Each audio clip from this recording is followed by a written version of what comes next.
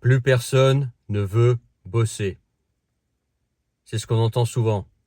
De plus en plus de gens en parlent.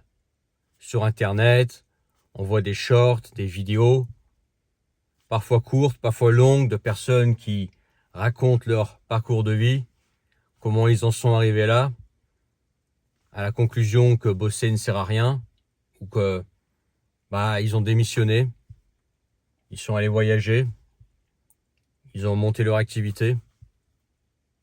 Énormément de gens en parlent. Et pas que des salariés, hein. Alors d'un côté, tu as les salariés qui veulent plus bosser, mais il y a aussi les employeurs, ceux qui embauchent, qui se plaignent que les gens veulent plus bosser. D'un côté, ceux qui sont employés disent que ça vaut pas le coup, que travailler ne sert plus à rien.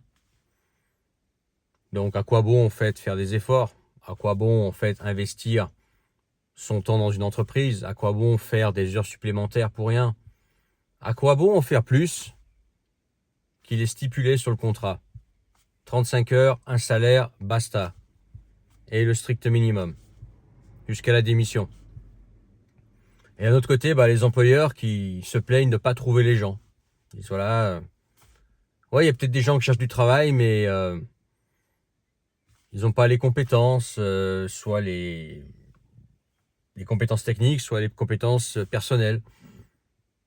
Ou ils n'ont pas envie de bosser. Je les embauche et ils font le minimum. Ils sont là juste pour l'argent. Comme s'ils étaient là pour autre chose d'ailleurs. Il faut qu'on arrête avec cette hypocrisie de, tu sais, pendant l'entretien d'embauche. Ah, pourquoi on devrait vous prendre vous? Qu'est-ce qui vous motive à vous, qu'est-ce qui vous motive à travailler dans notre entreprise? Pourquoi on devrait vous choisir vous? J'ai besoin de pognon. Voilà, point à la ligne. Question suivante. C'est ça, hein. Okay. Mais bref. Beaucoup de gens, de plus en plus, arrivent à la conclusion que plus personne ne veut bosser. Ou que travailler ne sert à rien. Ou qu'embaucher sert à rien parce que c'est plus des emmerdes qu'autre chose. Moi, je pense que c'est pas tout à fait vrai. Tu me diras ce que tu en penses en commentaire, mais c'est pas que plus personne ne veut bosser. Et c'est pas non plus que les gens veulent bosser. C'est juste l'être humain qui a besoin d'une motivation, d'une carotte pour avancer, en fait. Okay. L'être humain, naturellement, toi, moi, on est tous pareils, on cherche naturellement le chemin le plus facile, à faire le moins d'efforts possible pour obtenir un résultat. On doit avoir dans nos gènes quelque chose qui ressemblerait à un effet de levier. Okay, le moins d'efforts possible pour un résultat. Okay, et dès qu'on peut contourner l'effort, on va le contourner. Et le seul moyen en fait de nous faire un effort, et encore plus un effort qui va au-delà de notre normal, de notre normalité, quelque chose qui demanderait plus de force que d'habitude, de réfléchir plus que d'habitude, de te lever plus tôt, quelque chose comme ça, c'est lié à une récompense. Il faut que ça paye, il faut que, et paye, je ne parle pas forcément en argent, bien évidemment, quand on parle de travail, on parle en argent, mais il faut qu'en faisant un effort, derrière, il y ait un résultat. Là, oui, là, l'humain, il est capable de faire énormément de choses. C'est impressionnant d'ailleurs, des fois on voit comment l'humain peut faire des choses par la motivation, quand il veut vraiment, il trouve un chemin. Mais s'il n'y a rien au bout, à quoi bon se lever? À quoi bon mettre un réveil? À quoi bon réfléchir? À quoi bon en faire plus? Ça sert à rien. Autant rester dans son lit, autant aller faire une promenade en forêt, aller à la plage, se baigner. Tu vois ce que je veux dire? Pourquoi s'embêter si ça sert à rien? C'est tout bête ce que je dis, mais il faut le rappeler apparemment pour certaines personnes. Ah, les gens veulent plus bosser. Pourquoi? Parce que ça récompense plus. Parce que travailler paye plus. Et même pour les entrepreneurs. Aujourd'hui, quand tu vois le niveau d'impôts, taxes, charges, c'est la même chose. Hein, c'est la même merde, sauf que c'est du charabia pour, de façon indolore, te faire payer des impôts. Voilà. Tu peux appeler ça taxes, charges, cotisations, c'est tout la même saloperie. Hein. Bien évidemment qu'il faut payer des impôts, mais au bout d'un moment, ça va, quoi. Quand tu vois tous les impôts, il y en a qui veulent pas grossir, des petites entreprises qui restent auto-entrepreneurs, qui disent oh non, moi je vais surtout pas me mettre en société parce que je vais me faire allumer et puis je vais rentrer dans une prise de tête administrative.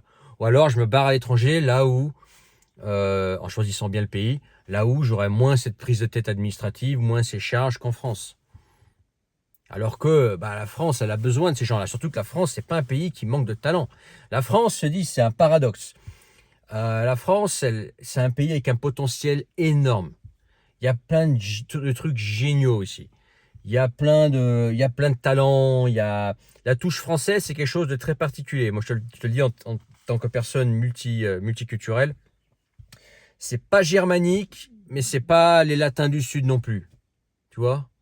C'est pas la rigueur ultra stricte, hyper sérieuse du Nord, et c'est pas les branquignoles manfoutistes du Sud. Toi, c'est le bon mélange. Toi, bon mélange entre rigueur, sérieux et adaptabilité. Et parfois, voilà, une certaine flexibilité. C'est ça les Français. C'est quelque chose d'assez précieux. Hein. C'est quelque chose. Les Français ne sont pas des branquignoles. La France, c'est un pays qui a un potentiel énorme, avec un peuple avec un potentiel énorme. Il y a tout dans ce pays. Il y a la bouffe, les paysages, il y a tout ce que tu veux, la culture, une belle langue, il y a tout. Moi, je vais même te dire, il n'y aurait pas l'imposition confiscatoire avec l'administration qui te casse les pieds en France et l'insécurité. Moi, je te dis, je ne penserais même pas à m'expatrier. Pour moi, la France, c'est le meilleur pays au monde. Il n'y aura pas ces deux problèmes-là. Ok ? Administration, enfin 3 problèmes. Administration, impôts qui sont beaucoup trop élevés, faut pas déconner, et l'insécurité qui est un problème. Pour moi, le reste, franchement, la France, c'est un pays super. Même le climat, il y a tous les climats. Tu peux aller te mettre dans le sud si tu veux. Bref, je vais pas te décrire la France, tu la connais. Ok. Mais déjà pour revenir au fait que plus personne ne veut bosser.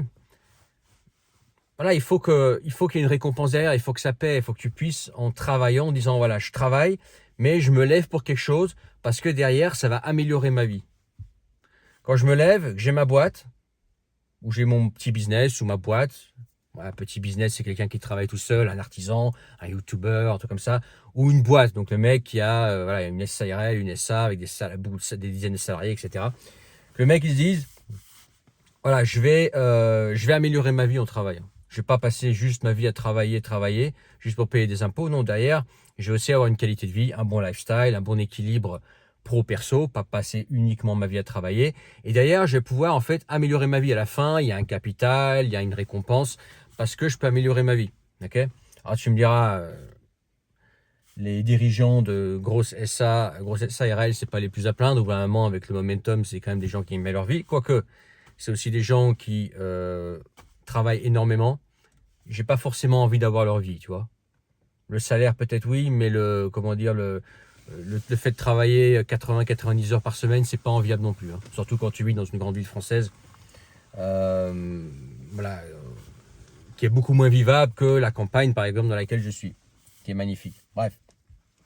Mais par exemple pour les salariés, voilà, le mec il se dit bon, je me lève le matin, non pas parce que derrière je vais pouvoir construire quelque chose, non pas parce que derrière je vais pouvoir par exemple bâtir une maison, avoir une femme magnifique, avoir 5 enfants, pouvoir les amener au ski et à la mer tous les ans, pouvoir voilà en fait avoir un style de vie agréable, etc. Non, de plus en plus on est dans du travailler pour survivre, travailler juste pour exister en fait. Tu vois. Et quand on sait par exemple que par exemple à la campagne la plupart des gens gagnent le SMIC ou aller 100 ou 200 euros de plus, donc c'est pareil hein, voilà, tu fais le calcul, tu dis est-ce que ça vaut le coup de bosser quoi, tu vois, est-ce que ça vaut le coup de faire des efforts, parce que de toute façon que je bosse là ou je bosse là, ce sera le même salaire à 200-300 balles près, même pas. Où il y en a qui prennent des camions, qui se mettent aux aides sociales, ils vivent dans des camions toute l'année, etc. Je comprends leur point de vue, tu vois. Ou des employés qui faisaient des très bons employés, les plus sérieux, etc., qui démissionnent, qui se mettent à faire une petite activité artisanale. Parce qu'ils disent, voilà, au moins, petite activité artisanale, je gagnerai peut-être pas 20 000 € par mois, mais je pourrais me faire un bon salaire de cadre sans qu'il y ait personne qui me soit sur le dos, sans qu'on me casse les pieds. Je me ferai atomiser par l'URSSAF, mais au moins j'ai mon petite activité dans le coin, dans la Diagonale du Vide, dans les Pyrénées, dans les Alpes, ou quelque part en bord de mer, tranquille. Et ouais, mais ça casse l'ambition, tu vois, ça casse l'ambition. En fait, le problème, c'est ni les salariés qui sont des feignasses, qui veulent rien, qui vont faire le minimum, etc. C'est pas non plus les patrons qui, même s'il y a des connards dans le lot, hein, c'est pas les patrons qui veulent absolument exploiter, etc., être toxiques, etc. C'est pas vrai. La plupart des patrons sont quand même des gens qui ont la tête sur des épaules et qui comprennent que l'ambiance au travail, c'est important et que leur équipe, bah, c'est leur boîte. Sans leur équipe, ils sont rien. La plupart des patrons comprennent ça, ok. On met focus sur les quelques exceptions, etc., mais ils comprennent ça. C'est pas le problème, c'est pas les gens le problème, d'un côté ou de l'autre. Le problème, c'est le système dans lequel on est. C'est structurel, le problème est structurel. Okay, l'employé, il n'est pas assez payé parce que bah, y a plus d'industrie, de plus en plus de boîtes ferment.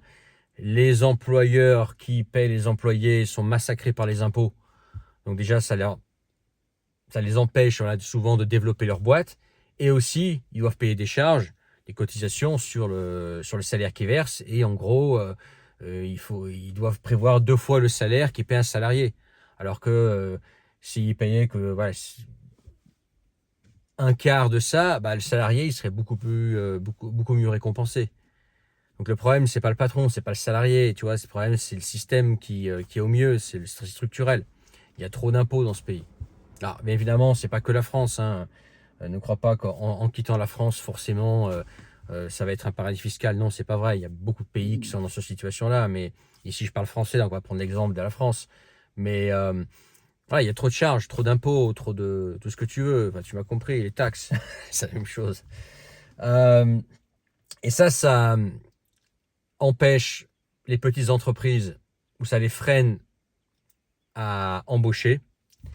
Les plus grandes entreprises, bah forcément, elles sont méfiantes parce que ça coûte cher d'embaucher les gens, etc. Les employés, eux, bah, ils n'ont plus rien à la fin. Enfin, à la fin, au bout de on va dire, sur la dernière ligne de leur fiche de paie, et ben, ils regardent la différence entre leur brut et leur net. Bah, ils se sont fait avoir au passage et ils sont dégoûtés, quoi. Ok. Donc, tu ajoutes le fait qu'il y ait trop d'impôts. Que la vie est de plus en plus chère, mais que les salaires ne suivent pas, à cause des impôts, à cause du fait que y a de moins en moins d'entreprises qui embauchent, hein, clairement, il n'y a pas de taf pour tout le monde dans ce pays. Faut le dire, je veux dire. Et je pense que le gouvernement, il le sait, c'est pour ça qu'il y a de plus en plus d'aides sociales et que voilà, ils sont obligés de garder les aides sociales, sinon ce serait le boxon dans ce pays. Tu me diras, c'est déjà le boxon. Oui, c'est déjà le boxon sur d'autres aspects, comme l'insécurité, tu vois, c'est de pire en pire. Mais ce serait le boxon bien pire que maintenant. Donc en fait, c'est un petit peu une façon d'acheter la paix sociale, quoi. Parce qu'il n'y a pas de taf pour tout le monde, il n'y a plus besoin de petites mains comme avant de partout. Et avec l'IA, ça va être encore pire. L'IA va par-dessus le marché mettre encore une tannée au marché. Beaucoup de gens vont perdre leur emploi. Moi, je pense qu'en lisant par-ci par-là dans différentes langues, dans les 5 à 10 ans à venir, 40 à 70% des gens vont perdre leur emploi avec l'IA. Soit leur emploi va disparaître complètement, remplacé par une IA, soit ils vont devoir réapprendre leur métier en utilisant l'IA. Okay. Donc forcément, quand tu sais ça, tu mets tout bout à bout, de plus en plus d'impôts, trop d'impôts, d'un côté, du côté employeur et employé, de plus en plus de pression financière, tout est de plus en plus cher, notre argent va de moins en moins loin, on a de moins en moins de pouvoir d'achat. Bah forcément, les gens au bout d'un moment, ouais, quand tu tires sur la corde, au bout d'un moment elle pète, quoi. Les gens avant c'était bon, ouais, ils travaillent plus dur, travailler plus pour gagner plus. Il y en a un qui disait ça en 2007. Bon, aujourd'hui, le travailler plus pour travailler plus, le mec il dit c'est bon, ça va, quoi. Ok. Là on est dans le travailler plus pour gagner moins, hein. c'est tout. Hein. Donc vraiment, voilà, la personne qui se sent en fait dans une issue, qui se dit de toute façon que je bosse dur ou que je bosse pas dur, c'est pareil. Donc faisons le strict minimum. Voire pire, que je bosse ou je bosse pas, c'est pareil. Bon, bah forcément, tu crées des gens, enfin tu crées une dynamique générale de en faire le moins possible ou de pas bosser ou toi penser à des solutions alternatives. Tu crées une société léthargique en fait. Et je le dis pas en pointant les doigts, en pointant les gens du doigt. Je comprends tout à fait. Moi, tu vois, j'ai grandi dans un pays protestant et moi, je suis un capitaliste. Bien que je pense que maintenant, le capitalisme, il est en fin de course et que ça devient un petit peu n'importe quoi, ok? Que c'est en train de devenir très moche. Et je crois à la valeur travail. Mais quand je dis je crois à la valeur travail, je te dis pas de travailler pour la gloire. Il n'y a que les couillons qui travaillent pour la gloire. Juste travailler pour rien, bah moi je trouve ça bête. Non, il faut travailler, ouais, mais il faut que ça paye derrière. Ok? Il faut que ça crache. Si ça crache pas, à un moment par contre, là, tu vois, je mets la casquette de Lénine, là, et je, je deviens un CGTiste, tu vois, j'en fais le moins possible. Tu me payes pas, il n'y a pas de récompense au bout, il n'y a pas espoir, il n'y a rien à faire, et bah pareil, moi je deviens communiste. Allez, je mets mon t-shirt rouge avec la faucille et le marteau, et puis voilà. On fait le moins possible. C'est moche aussi. Mais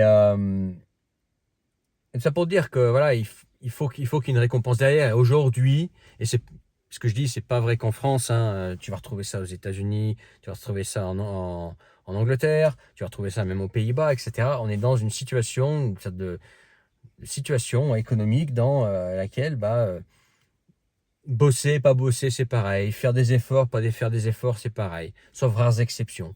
Tu vois, c'est le résultat un peu le même pour tout le monde. Le communisme, en gros, tu vois, c'est travaille pas, fais semblant de travailler ou travaille dur, c'est pareil, le résultat est le même. Donc forcément, ça donne cette ambiance de plus personne ne veut bosser parce que le travail ne récompense pas. Pour la plupart des gens, tu vas toujours trouver des exceptions. Tu vas avoir des personnes qui vont qui vont penser de façon alternative, qui vont lancer un truc sur Internet ou qui vont lancer, je sais pas, une activité à leur compte dans un métier manuel ou qui vont s'expatrier, utiliser un arbitrage, etc. Ou quelques personnes, voilà, chanceuses. Il y a toujours ça, ok? Mais pour la masse des gens, je te parle en général, on est dans un move de plus personne ne veut bosser, travailler ça sert à rien, que tu bosses ou que tu bosses pas, c'est pareil, que tu bosses dur ou que tu en fasses le moins possible en faisant semblant de travailler, c'est pareil. Et t'en arrives là, quoi. T'en arrives là où, avec l'effet boule de neige, plus personne ne veut bosser. Plus personne croit que le travail paie. Alors que c'est le moteur principal du travail. Pour faire travailler quelqu'un, tu lui promets quelque chose. Et là, qu'est-ce qu'on voit? On voit des jeunes, ou voire moins jeunes, qui ne peuvent pas accéder à la propriété ou qui ne peuvent pas investir dans leur avenir, par la plupart des gens. Les gens font plus d'enfants, de moins en moins, parce qu'il y a un coût derrière, parce qu'il y a de l'instabilité derrière. Derrière, on ne sait pas trop ce que le monde va devenir. Donc je comprends ces gens qui raisonnent comme ça. Je ne dis pas qu'ils ont raison, mais ils raisonnent comme ça et je comprends le raisonnement. Voilà. Et en plus, si la population diminue, il y aura encore moins de travailleurs. Okay. Bref, cette vidéo, elle pourrait durer des heures. On pourrait en parler pendant des heures. Si tu étais à côté de moi dans le siège passager. Dis-moi ce que tu en penses, toi, en commentaire. N'oublie pas de t'abonner. Dans la description, le premier lien, tu peux rejoindre mes contacts privés, le canal Telegram, recevoir tous mes messages à venir. Pareil, si tu veux qu'on s'appelle, un appel privé, tu peux réserver ça en description. Et puis, je te laisse là-dessus. À bientôt. Mets ton pouce en partant et abonne-toi si ce n'est pas encore fait. Ciao.